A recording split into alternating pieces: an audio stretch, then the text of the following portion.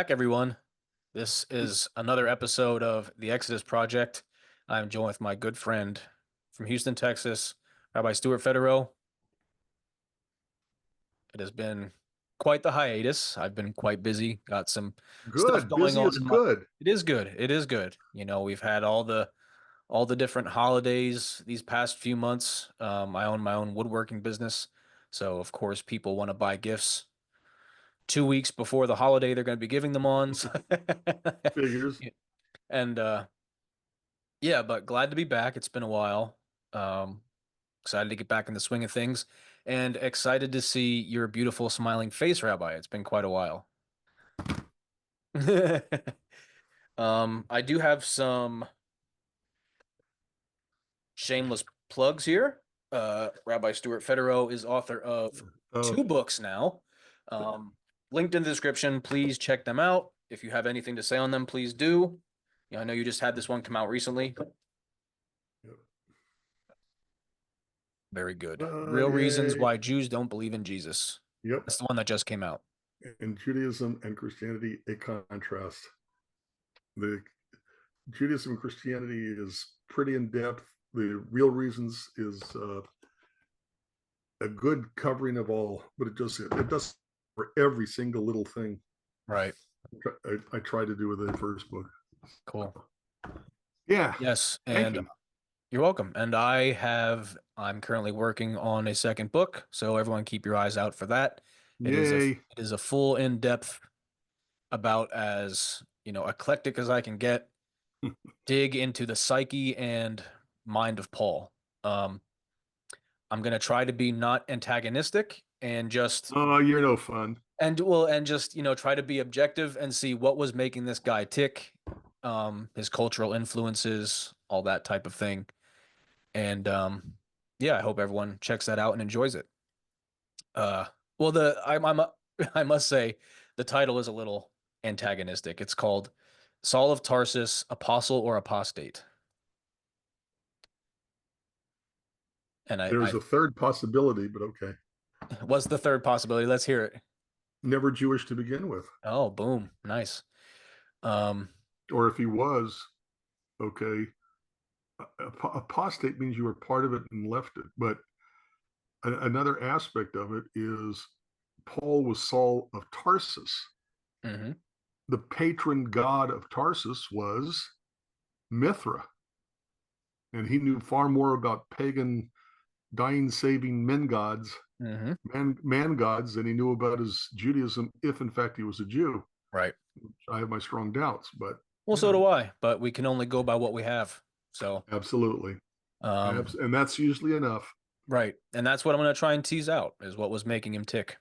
Cool. Um, but yeah, I look today, forward to reading it.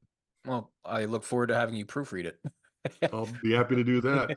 But Steve, I'm I'm a very strict, very cruel proofreader. Oh, I be am cruel. Be cruel. That's okay. fine. That's fine. All right. But before we get started, everybody, hit that subscribe button, turn on the notifications, give us a big thumbs up, and like we said, please check that description for any resource you may need. Yep. So today, Rabbi, we're going to talk a little bit about the parallel of Isaiah 7 and 8. Yes.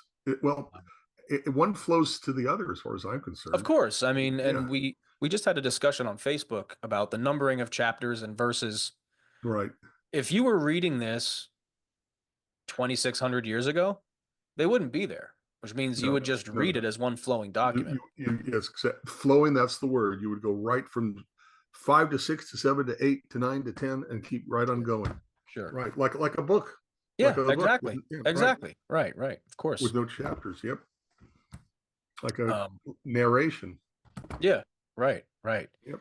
And Isaiah is using historical events, right, to really teach a lesson in faith and amuna, right, and trusting God and all these things. Right. And he's responding to the history. He's responding to what's going on around him. He's Sure. part of his society. Right, Right. right, So exactly. yeah. And I think people forget that.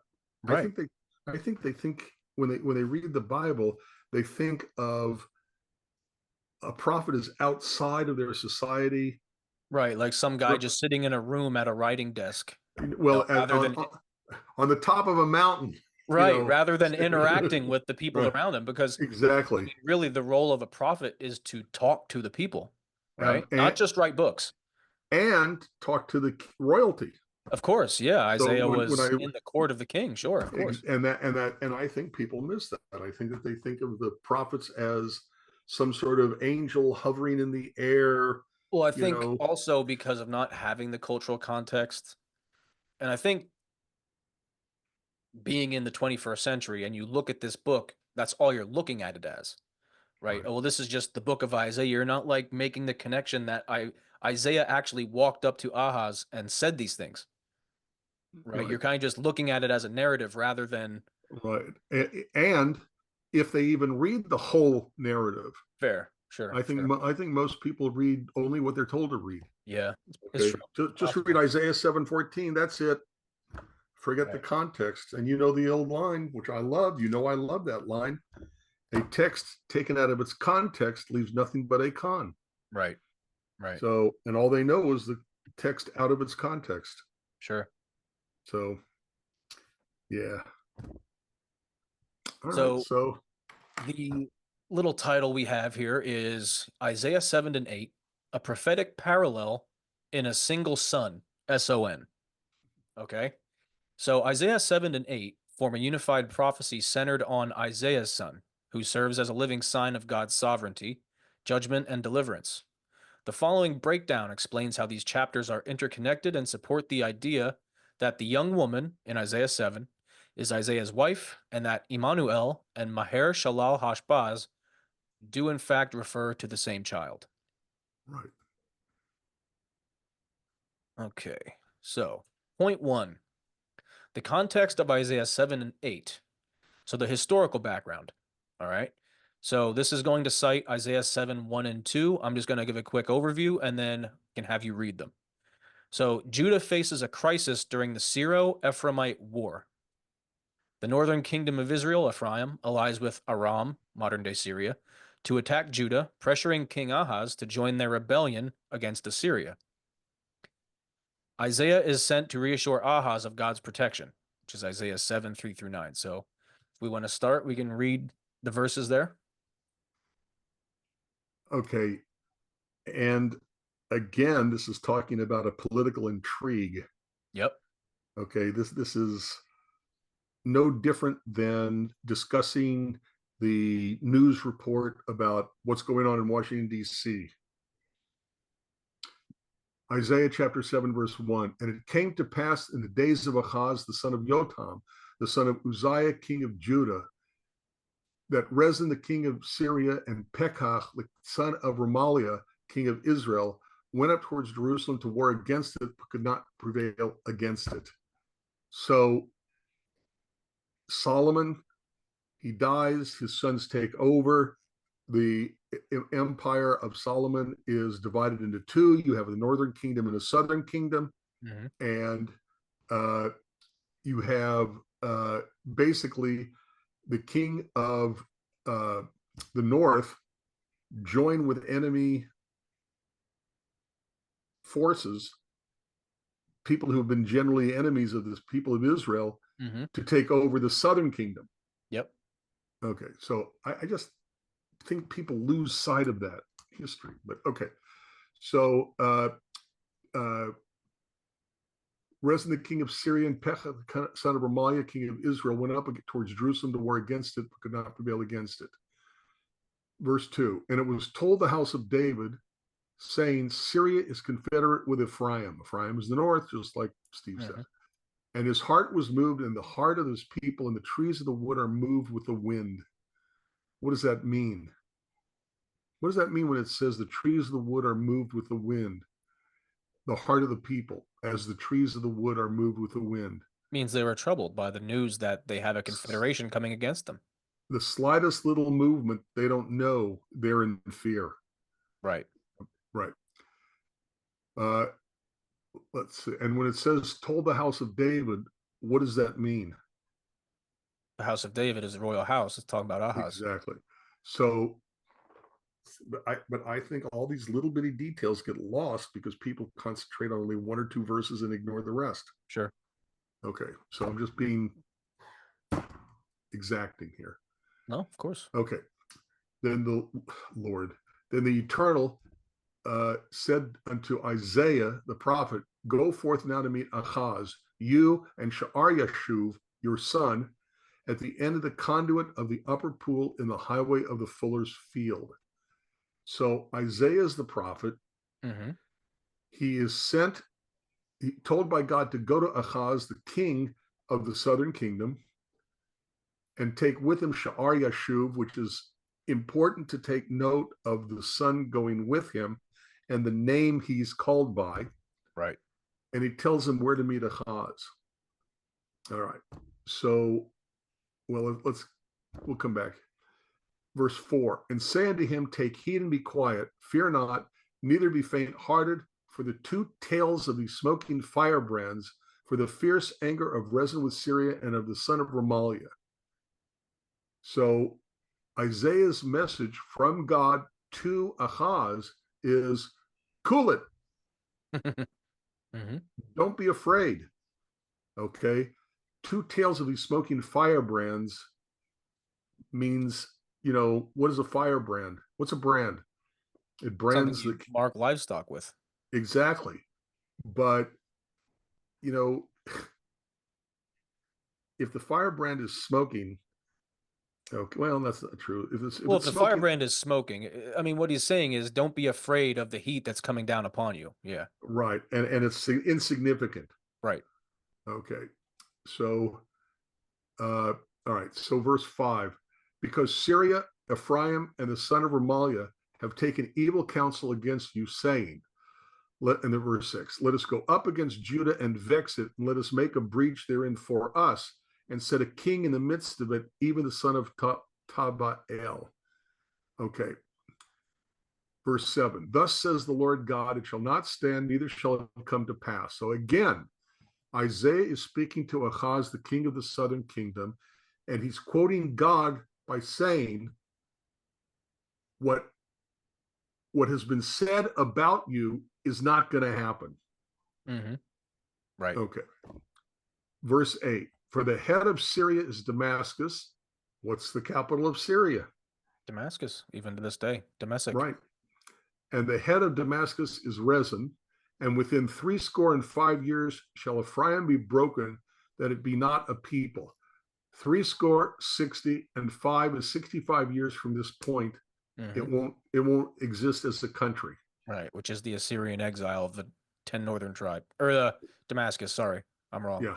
Oh no, Ephraim shall be broken. I'm right. That's Right. the Right. Assyrian exile, right? When the 10 northern tribes are carried off, is what that's referencing there. Right. Well, and it's kind of a misnomer about the northern kingdom, because yes, they were carried off, and that was the typical thing they did in those days, taking the country you defeated and taking people from a different country and switching them, right, to lose their influence in native country. Yeah, it gets rid of their sense of nationalism. Like you aren't going to fight for something that's not yours. Exactly. And you're not going to fight against the ruling power, which is what they were interested in. But the truth of the matter is, we know from Second Chronicles that a lot fled to Judah.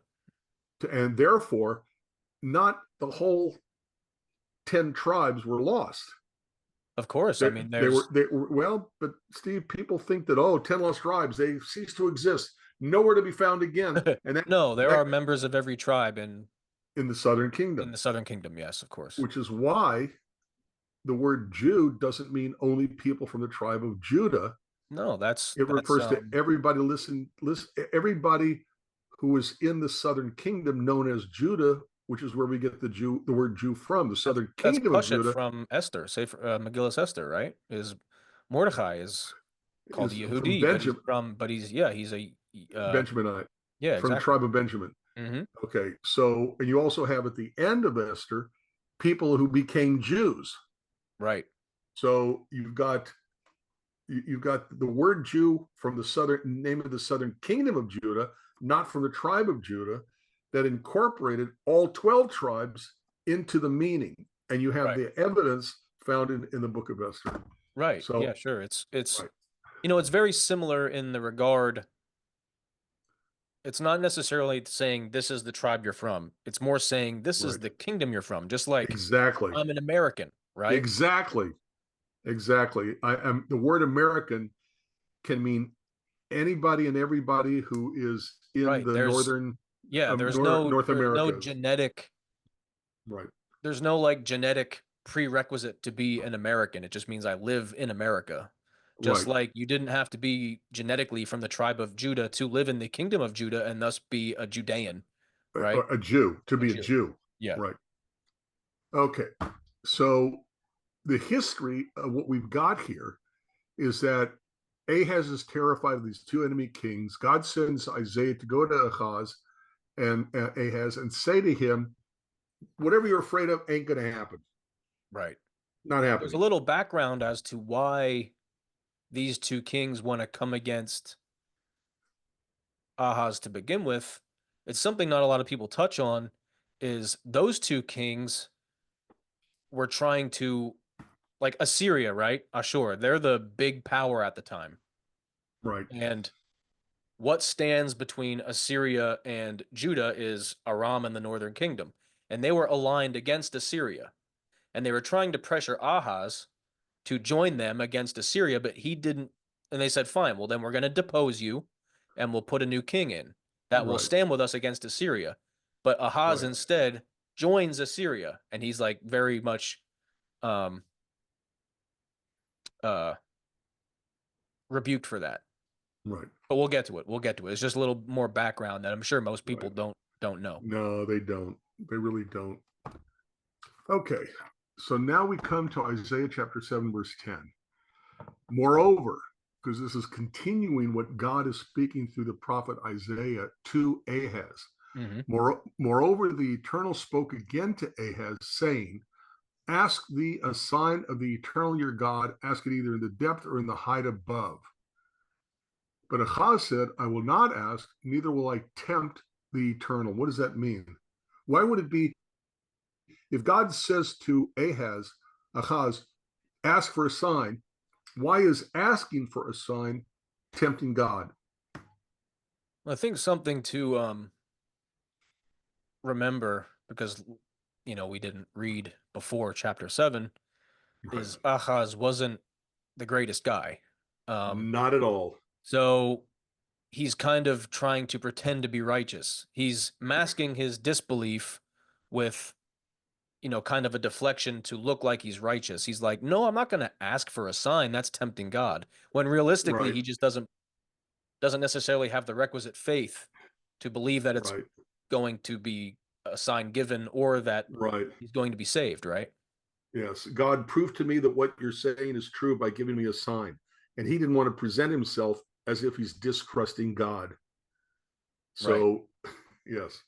Remember the word tempt in that we translate it from in the biblical Hebrew is like distrust, I think. Okay. I'll have to look that up a little bit better, but not right now. Okay. And he said, that's Isaiah said, hear ye now, O house of David. Remember, that's a reflection back to what we read earlier. Okay. Right. It was told the house of David in verse 2 that it's the royalty. Yep. Okay. Uh, verse 13. And he said, hear ye now, O house of David, is it a small thing for you to weary men, but you will weary my God also? What does that mean? It means that if God asks you to ask for a sign, don't dilly dally, ask Right. for a Just ask sign. for a sign, sure. Right. So, all right. And here Ahaz we also, I mean to cut you off, but oh no, Ahaz I'm sorry. also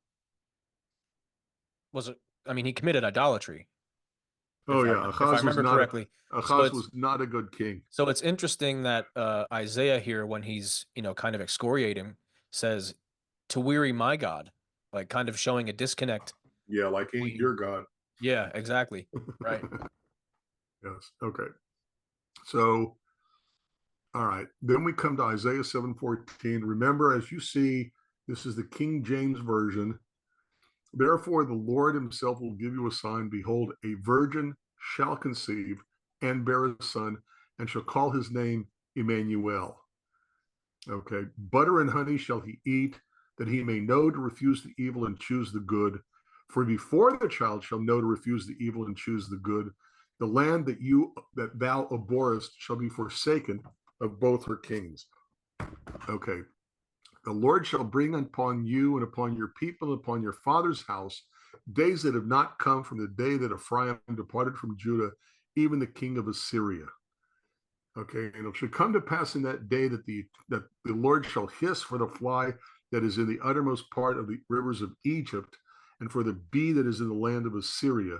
And they shall come and shall rest all of them in the desolate valleys and in the holes of the rocks, and upon all thorns and upon all bushes.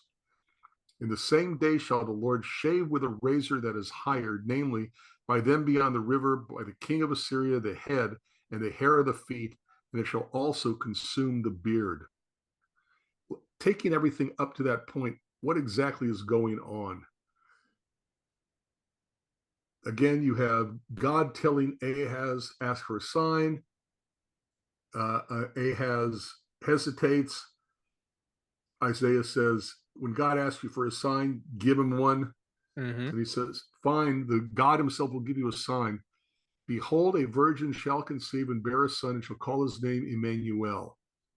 Now, let's talk about this for a few minutes. Let's take it as it is. Let's take it on its face value. Mm-hmm.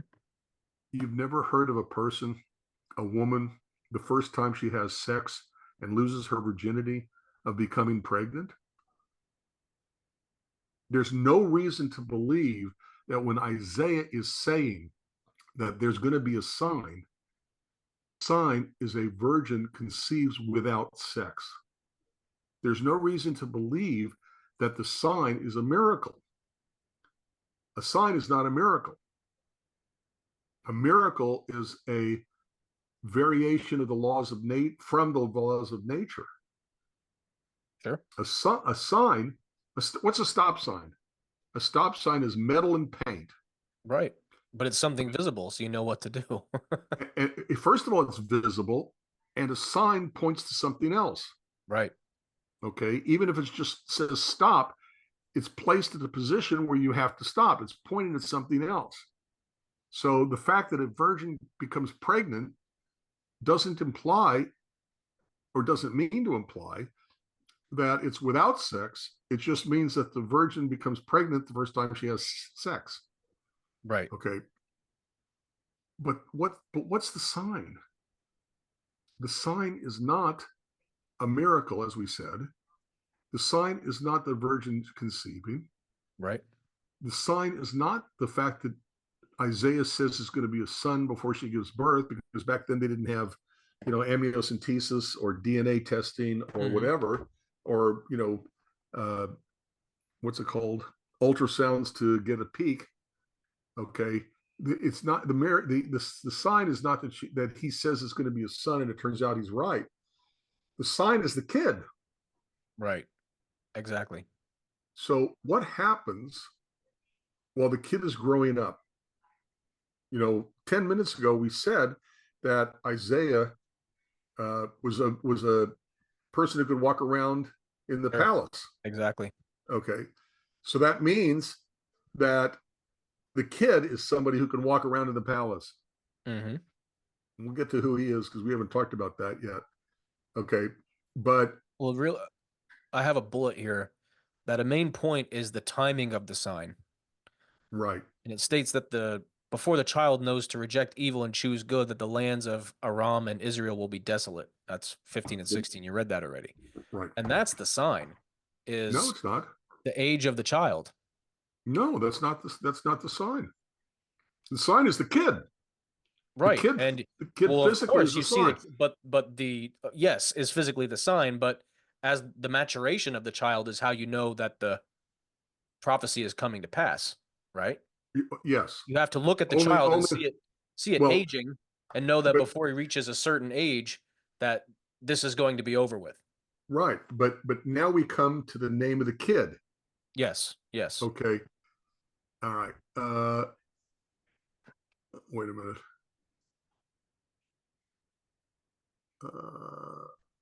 Right. Okay. So 14. Therefore, the Lord himself shall give you a sign. Behold, a virgin shall conceive and bear a son, and shall call his name. She shall call his name, but whatever. Shall call his name Immanuel. What the significance? The sign is the kid, because Immanuel means with us is God. Immanu, with us, El, God. And when you go from Hebrew to English, English uses a helping word. Helping verbs, exactly. It's not You know, in Hebrew, ani po. But you translate that to English, you don't say I here, you have to say I am here. You have to conjugate the verb to be, am, before it makes sense in an English sentence. So when it says Immanuel, with right. us is God. Well, another one that comes to mind is from the Atzeres HaDibros, right? The 10 Commandments, 10 statements. Anochi Hashem Elokecha, right? I am the Lord your God. But there's no am in there. Right, right. That's kind of like where my mind went at first. Right. No, and you're right. When you go from Hebrew to English, you have to add a helping word in Yeah, conjugation exactly. with the verb to be. Mm-hmm. You know, otherwise it's I God. No, it's I am God. I am the Lord. Right, right. Right. So what's going on here? You got this kid walking around or being around, even if he's too young to walk, and Ahaz gets scared. You know, maybe these two enemy kings are going to kill me, because they were not very nice to the kings who lost the wars. Mm-hmm. So he sees the kid. The kid is the sign. The Yep. kid, the kid being named God is with us. When the Ahaz, the king, sees the kid, he remembers the kid's name is God is on our side. God Yep. is with us, Mm-hmm. not with them, he's with us. And he calmed down, and that's the sign. The sign is the kid himself, who by mere existence reminds Ahaz that God is with us. God is on our side. By the And way, don't forget he arrives to speak to Ahaz with Shiar Yashuv, right? I mean, what does his name mean? I wanted to go back to that. Okay. Uh, let's see. Where is it? That There should it be is. like Isaiah So, verse 3. 3. Again, God is sending Isaiah to go to Ahaz. Then said the Lord unto Isaiah, go forth now to meet Ahaz, you and Sha'ar Yashuv, your son. What does that mean? What Sha'ar Yashuv? The remnant shall return. Hmm. Okay. Sha'ar, the remnant, what's left over. Right. Yashuv. Okay. Shuv, to return. Teshuva, repentance, to Yeah. return to God. Yep. You have Okay. the yud in So, there, which makes it into that future verb there, Shiar Yashuv. right. Yes. The remnant shall return. Mm-hmm.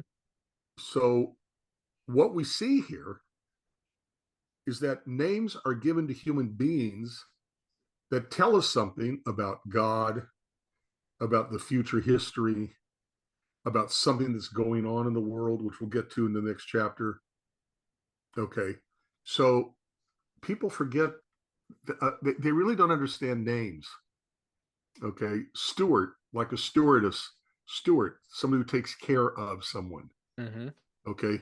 But nobody says, hi, caretaker.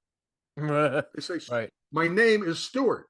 Right. It Sure. means caretaker, or one who, you know, takes care, whatever.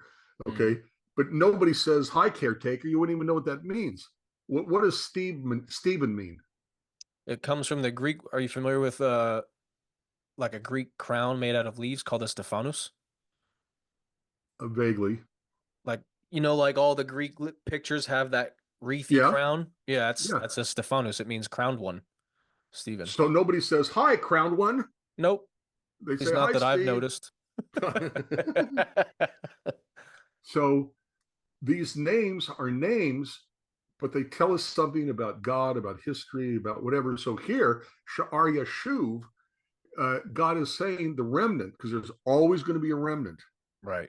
The Jewish people, no matter where they go, the covenant between God and the Jews never says that Jews won't suffer and die. What Mm-hmm. it says is that there'll always be a remnant, and Judaism will always survive. Sure. The people as a people will always survive, even if individual Jews suffer and die. Yep. Okay, all right. So names tell us something about God. With us is God. It Mm-hmm. doesn't mean the person with the name Emmanuel is God. Okay, Sha'ar Yashuv. Okay, the remnant shall return. So the kid is named Sha'ar Yashuv is a remnant? Yeah, right. Exactly. No. Okay, so the name Emmanuel is God is with us, but it doesn't mean the Mhm. person with that name is God. Another But interesting example are Hosea's children. I believe he has one called Lo Ami, right? Not right, my people. Is right. that one kid an entire group of people, an entire nation? And nobody says, "Hi, not my people. How are you?" Yeah. His name is Lo Me. Right, exactly. Okay, Michael, who is like God? Hmm. It's a question. Nobody walks up to a person named Michael or say, "Come to Disneyland, say hi to Mickey Mouse," and go, "Hi, who's like God? How are you?" Sure. Right. So anybody with Elihu, my God is He. He is my God. Does that mean Elihu, the prophet, was God or divine? No, it doesn't. Right. It tells you about God, but the name is given to a human being, purely human, born of two human parents. Hmm. Okay, so and your point is well taken. Okay, verse 16: Before the child knows how to refuse the evil and choose the good, the land you are afraid of shall be forsaken of both her kings. Hmm. How old is that? How old is a kid going to be before the kid when at the time the kid knows to shun evil and choose to do good in the world? Well, I'd say it's rather case to case basis, but not that old. I'd say still fairly young. Steve, we give driver's licenses to people in Texas who are 16. I Yeah. know 50-year-olds who do better and who drive like they're 10-year-olds. And I know 10-year-olds who would drive better than some 50-year-olds. But we set the age at 16 because we think they're old enough and mature enough to accept the responsibilities of getting behind a car. Hmm. Okay, so by and large, pick a number. If you say a 3-year-old might possibly know, okay, Yeah, bar bat mitzvah, I would say 3, 4, 5, around that age, you should be not having to be told what's right and wrong all the time. Sure. and you would still develop the idea. You're still going to develop it. Okay, double that to 13. Hmm. Okay, double that to 26. Okay, it's not 700 years later. Right. Sure. I Isaiah mean, is I'm roughly 32 and I still make mistakes. So it no, just goes no. to show that We're not. there's, We're not talking mistakes here. We're talking choose evil or choose good. mm, Okay, intentional choices. Okay, so we're not talking 700 years later. Isaiah lived 700 BCE, give or sure. take. Okay, so before the child knows how to refuse evil and choose good, the land that you're afraid of. As the kid gets older, to the age of maturity or whatever they call it, age of what do they call it, where the kid becomes responsible for himself or herself in the eyes of the law. It's Yeah. a name for that. Age of age. I can't remember the name, but whatever that age is, as the kid gets closer to that age and A has his mind, okay, he's got to be thinking pretty hard. Well, let's see what happens. Yeah, it's getting closer. Yeah, this is almost Right. over. Okay. All right. So now we are at 18, I believe. And it Yep. shall come to pass in that day that the Eternal shall hiss for the fly that is in the uttermost part of the rivers of Egypt, and for the bee that is in the land of Assyria. What does that mean? It means Egypt and Assyria are desolate. Okay, they're all God is going to have these pests come and live in the land. They shall come and shall rest all of them in the desolate valleys. They're desolate, and in the holes of the rocks and upon all thorns and upon all bushes. No humans around to flush them to bat them away. Hmm. In the same day shall the Lord shave with a razor that is hired, namely by them beyond the river, by the king of Assyria, the head, the hair of the feet shall also consume the beard. They're dead. Hmm. So their carcasses, whatever. All right. It shall come to pass in that day that a man shall nourish a young cow and two sheep, and it shall come to pass for the abundance of milk that they shall give, he shall eat butter, for butter and honey shall every one eat that is left in the land. So these two enemy kings are dead. The land is desolate or forsaken of your enemies. Yep. Okay. But, okay, butter and honey. What is the significance of butter and honey?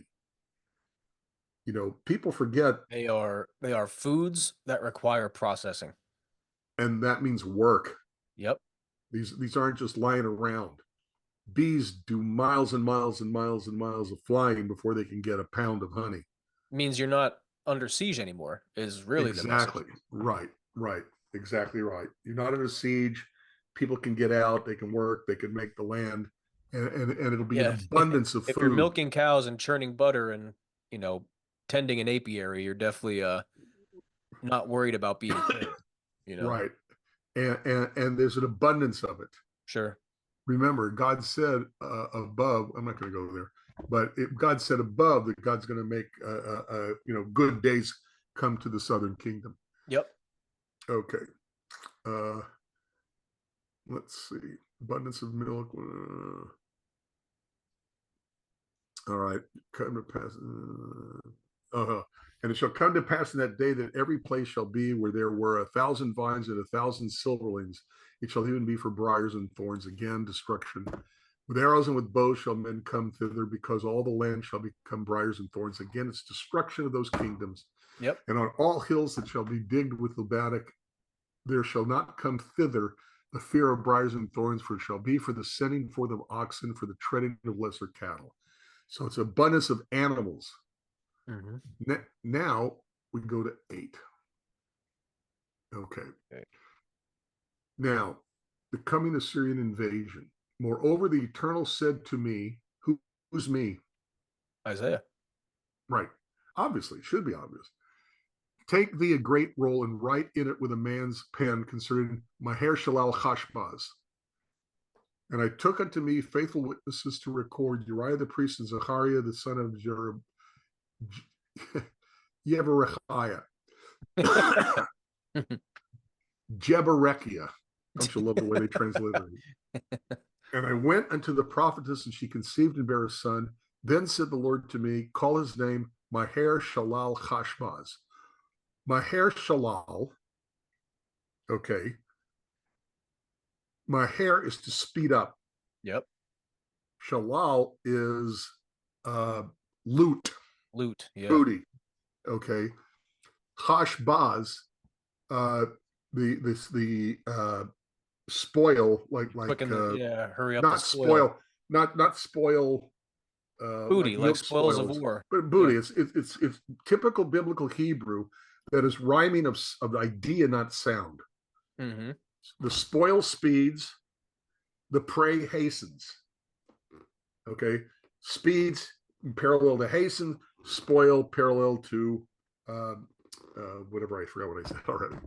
Now, what's Okay. interesting is verse 1 there. Yes.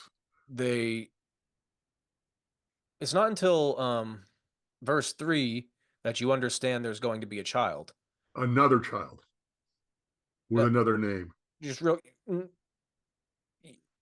Okay, let me start over. In verse 3, you don't Right. it's not till verse 3 that you see he's being told to go unto, make love to the prophetess and have a son and name it Maher Shalahashbaz. Right. In verse 1 though, it says, mind you, if we're reading this with no verses, no breaks. Right. It says Hashem said to me, take the great take a great roll, write it with a man's pen concerning Maher Shalal Hashbaz. If you're like reading this in Hebrew, you may not know that that's a name until you get to verse 3. You may just read it as concerning The hasten the spoil loot, speeding quicken the and booty, right. Right. right? And it's interesting that the KJV renders it that way when we're going to see soon, at least I think the KJV will do it this way, it's like in verse 8 and verse 10, it's not going to say Imanu. Oh, it does. It does. Um, I thought they were going to put God is with us. Um, Right. what I'm trying to get at is in 8, 10, and 1, those don't necessarily have to be read as names, Right. right? They could be the portent, and of course, they coincide with the name of the child. Because the whole point of the child's name is to remind Ahaz and the people, God is on your side, you're going to Right, win, right. etc. Right. So there's two ways to go with this, that Emmanuel is Mahershal al-Hashbaz, Mm-hmm. or that Mahershal al-Hashbaz is a different child than Emmanuel. Either way, either way, Isaiah's children become signs to everybody else of what God intends. I agree. I agree. I think, and we'll get to it. But I think the timeline is so much of a parallel that Yes, it's that it's absolutely. that it's hard to say it's not the same child, Right, right? right, So you see the prophetess, and it says she named him Immanuel, right, right? But here he's told to name said child Mahershal al Ashbaz, right? But let's think about this. Okay, we talked about the sign in chapter 7. So here's the confirming of the timeline with this same child, right? Isaiah 8:4. Just yep. look on that one. For It before the mirrors I child, it mirrors Isaiah 7:16, yep, confirming that before the child grows, that the wealth of Damascus and Samaria will be carried off by Assyria. And that's exactly what it's saying. Before it's saying choose evil or reject evil and choose good. right Here in before the kid, 8:4, right yeah. before And the if kid knows to choose evil and choose good, and here it's before the child has even has the ability to cry.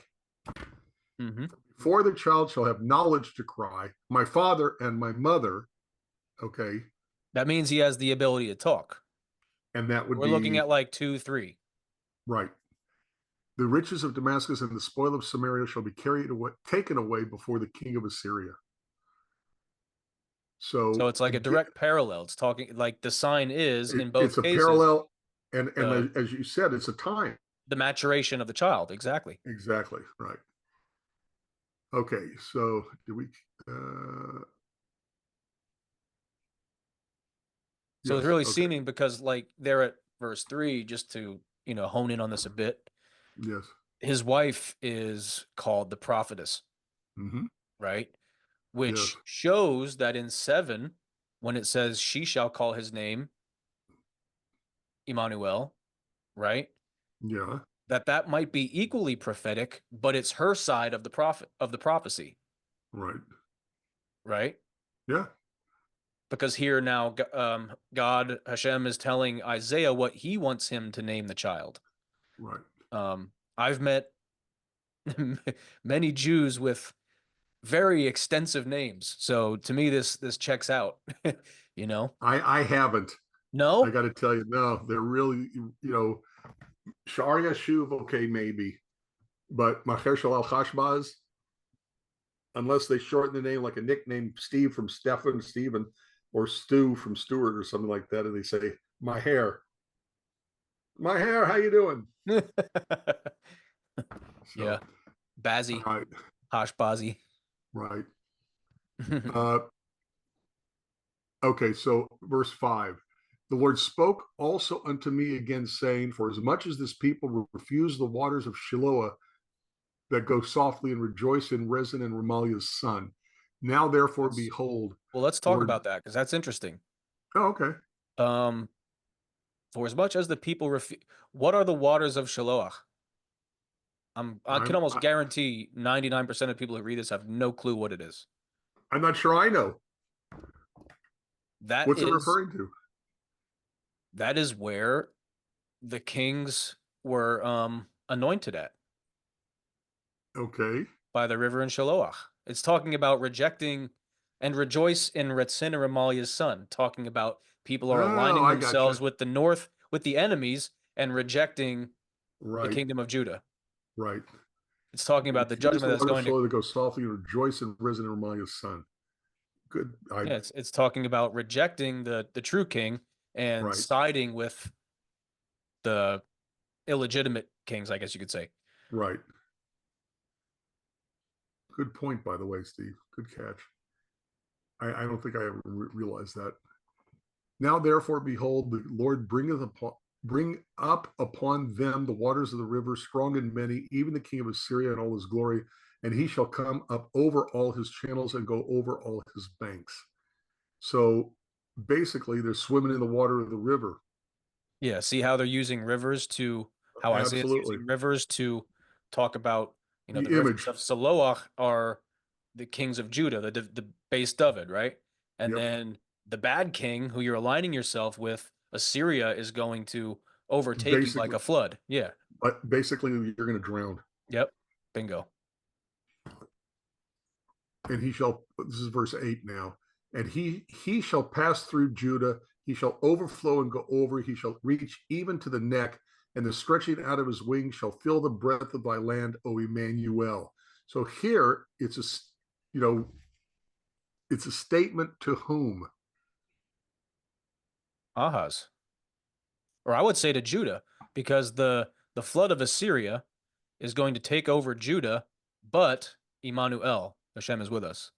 Right, right. O Emmanuel. Associate yourselves with you people, and ye shall be broken in pieces, and give ear all ye of far countries. Gird yourselves, and you shall be broken in pieces. Gird yourselves, and you shall be broken in pieces. The doubling, what's the doubling? The doubling always is an emphasizing Yep.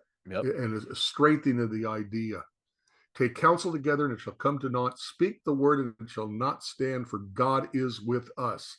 By the way, Now in the Hebrew, here that's again, Immanuel again. gotta be. So let's take a look. Emmanuel, right there. And that's the thing in verse 8 and Isaiah 10, 8. Immanuel is there Right. twice, right? So it's reinforcing that Right. idea of the message of what the child represents, whether it be Right. Maher Shalal Hashbaz, that aspect of his name, right? That the remnant shall return. You got Or Emmanuel in 8. and also in 10 See this? should be the last word in Right 10. there. Right, last two words, yes. Emmanuel, Emmanuel. Same words. Mm-hmm. Well, let me do two at once. All right. Okay. Right. So basically, it's more condemnation of these two enemy kings and communities. Yep. Yep. That even though Assyria is going to really take over the region like a flood, Right. Immanuel, right? And they're going to, people who aren't on board are going to drown. Yep. All right. But here, I hate when they translate it as fear.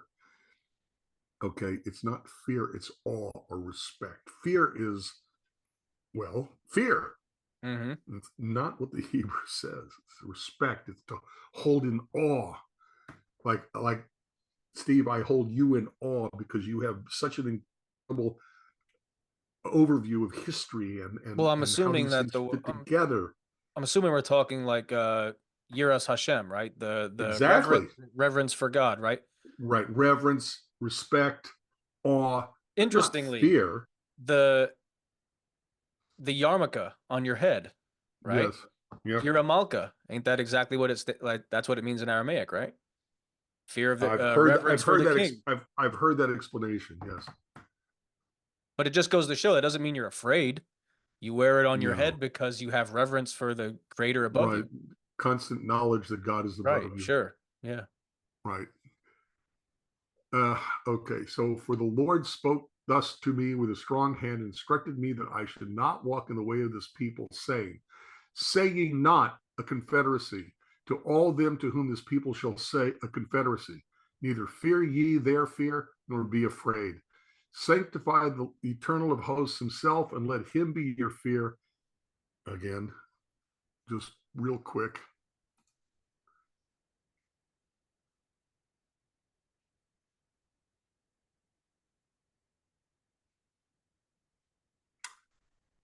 I honestly don't understand how they keep getting fear.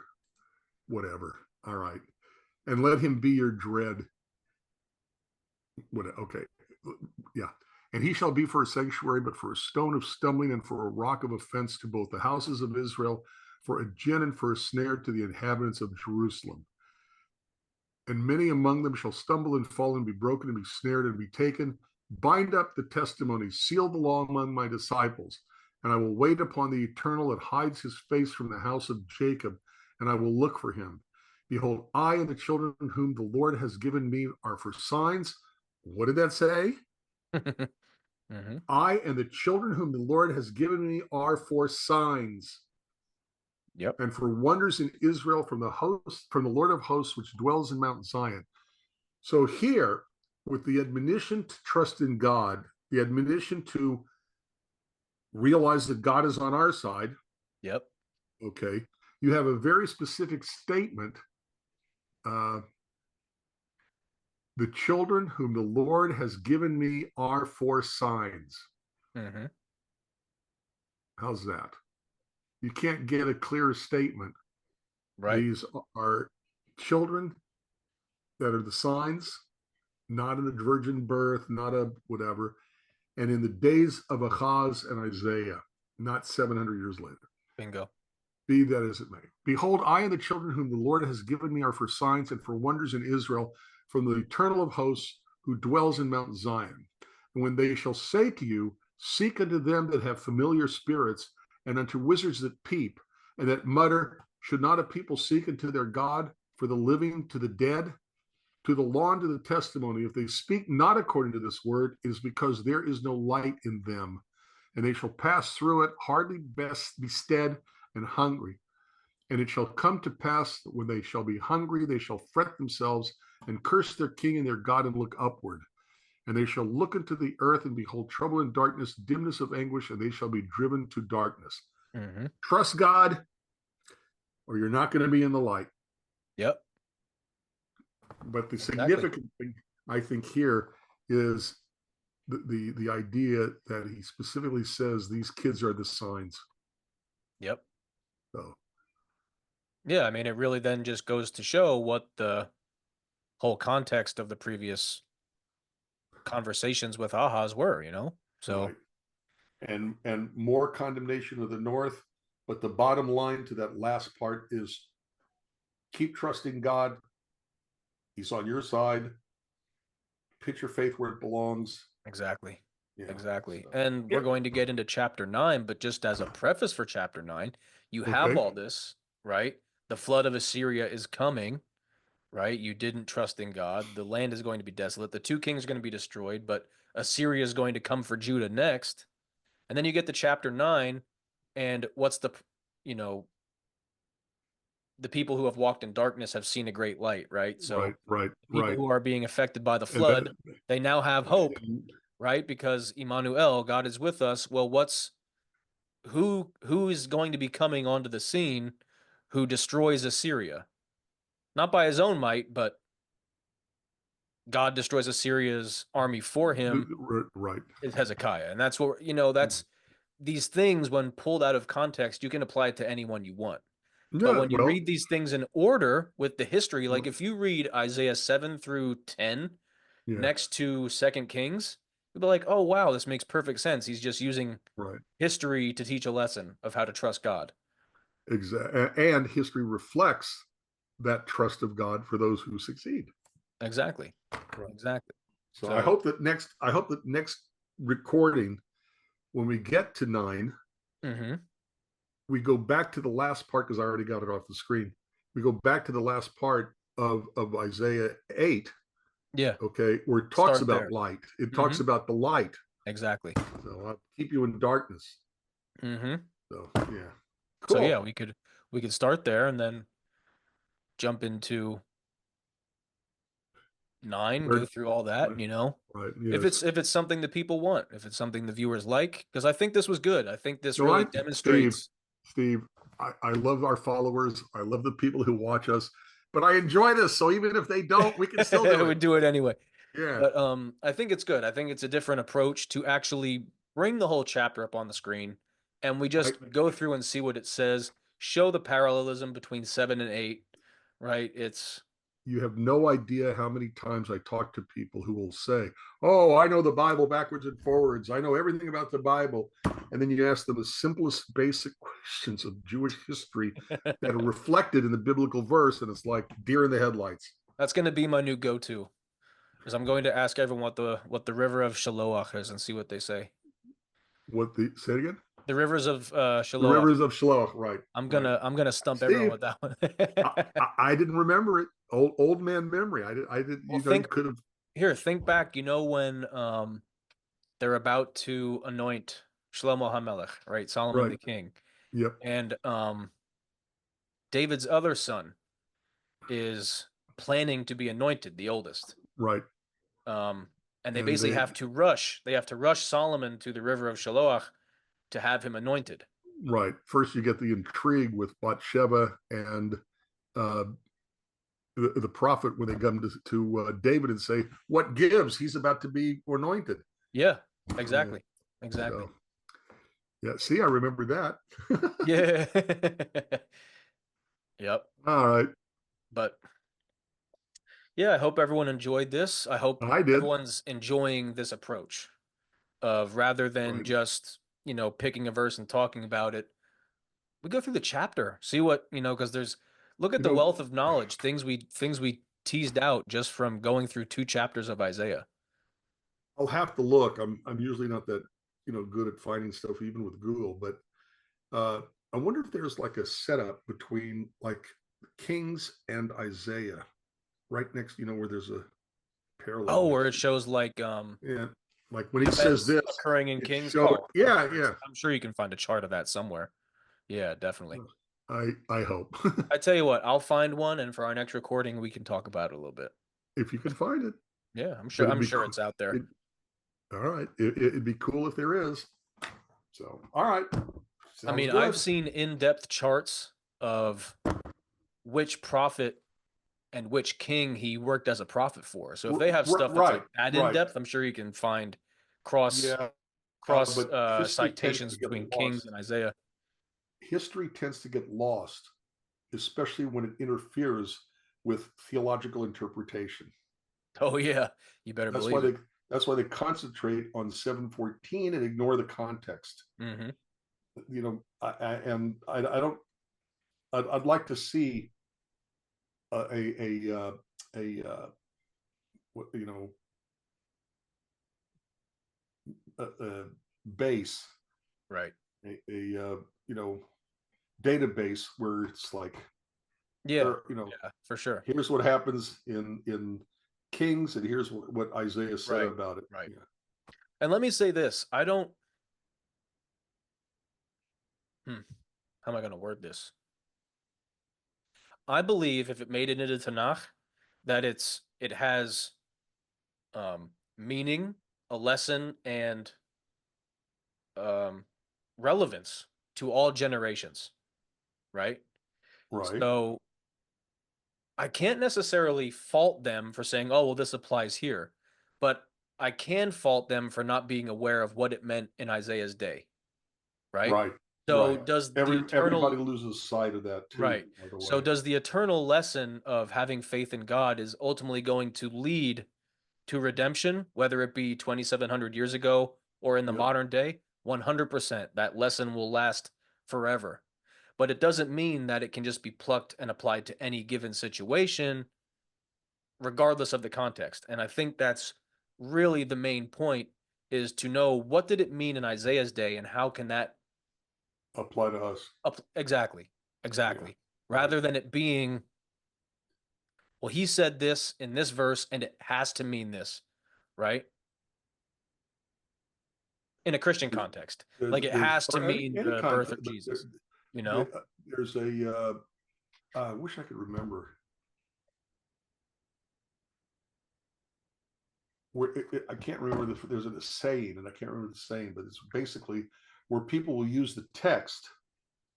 Okay, a pretext. Hmm. Don't make the text into a pretext for an agenda, Right. and that's what we all do. Yep. That's Yeah, because I mean, how could we? you know, if we're true to ourselves and we believe that, you know, the true Messiah is coming, right? Yes. How can we look at Isaiah 7 and understand something about the final redemption? I think is why it has to be relevant for all generations, right? And what Isaiah is teaching us via that portion of history is that when, you know, Israel's enemies are bearing down upon her, Immanuel, right? God is with us. And from that comes redemption. But I think there are plenty of verses in the Tanakh that really aren't meant to be interpreted for today's time and place and circumstance. Okay. We And I can think, do it. We can do it. Okay. Everybody is free to take any verse and interpret it in any way they sure, of want to. course. And everybody else is free to disagree or agree. Okay. We can do it, but I don't Mhm. necessarily think that's what their intent is. I think that Okay. All right. when David is writing a psalm, he's expressing his own feelings. We can take those feelings and help us express our similar feelings Oh, or of the same course. Of feelings. course. But I Exactly. don't necessarily think David was writing for us. No, I agree. I Yeah, agree. yeah. I I'm think just being. I think maybe what I said was lost in translation, perhaps. Yeah, I think it's just we know that there were thousands upon thousands of prophetic writings, but right, there's only a certain set amount that made it in, right. right? And there were reasons why those made it in. Exactly. Exactly. Right. So that's kind of the point I'm getting at. Yeah, Is I understand how these early movements could have worked. Yeah, how spun they these worked. things and done things wrong, Right. right? Because they were trying to force fit what they found in Believed. Tanakh to their Right. belief, Because the right? text became a pretext for their Yep. agenda. Yep. Exactly. Exactly. Okay. All righty. My friend, I appreciate you. I Um, very much appreciate you too, Steve. anything, It's always fun. I agree. Anything else? Anything else you'd like No, to no, add? no. Just you know, push push these Yes, things. check that description, please. Helps him out, helps me out. You're going to learn something. Yep. Um, but until next time, everybody, I'm Steve Eisenhower. This is the Exodus I'm Stuart. Project. I'm Stuart Federer. He's Stuart Federer. And until next time, this was the Exodus Project. Have a good one, everybody.